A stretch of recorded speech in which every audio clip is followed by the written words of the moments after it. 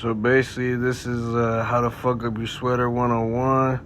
Basically, you just want to get some red paint and a stencil, and then just fucking, put that shit all over. You want to continue putting the paint on your sweater till you run out of paint. And if you didn't run out of paint, then you're not doing it correctly.